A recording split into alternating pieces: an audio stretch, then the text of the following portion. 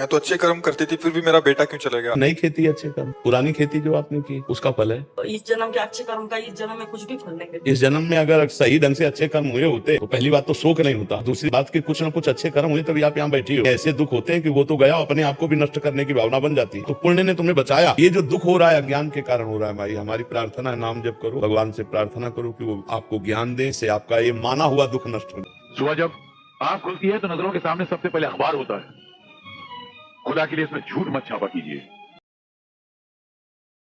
आप कहें कि पिछले जन्म में चूंकि इसने बड़े बड़े पाप किए थे इसीलिए ये गर्भ से ही पैदा हुआ है कुछ बीमारियां लेकर के। हम ऐसे ही कह देते हैं ना, पुराना पापी है, अब देखो पैदा हुआ है रोग लेकर के। या कोई बच्चा होता है, बचपन में ही आप पाते हैं कि उसकी स्मृति इत्यादि काफी अच्छी है या कुछ और प्रतिभा है, तो आप कह देते हैं पुराने जन्म का ऋषि है। कुछ नहीं है, ये प्रकृति में निहित रैंडमनेस है, अकारणता है। समुद्र में लहरें उठती हैं, कोई लहर छोटी है कोई बड़ी है, कितने प्रकार की उठती रहती हैं। उसमें ऐसा थोड़ी है कि किसी लहर ने पिछले जन्म में पाप किए थे इसलिए छोटी रह गई, कोई वजह नहीं है। दूसरी बात, आप जिन चीजों को कहते हैं कि इस बेचारे का बड़ा अभाग है कि ऐसा पैदा हुआ, वो आपकी नजर में अभाग है ना। आवश्यक है बच्चे की नजर में हो। आप कहते हैं ये बड़ा पापी था इसीलिए गरीब घर में पैदा हुआ है। आपको कैसे पता कि अमीरी में पैदा होना अच्छी बात होती है? आपको इसलिए लगता है क्योंकि आप लालची हैं, आप पैसे के लालची हैं, तो इसीलिए कोई बच्चा गरीब घर में पैदा होता है, आप बोल देते हैं पुराना पापी है। वो पुराना पापी नहीं है, आप लालची हैं।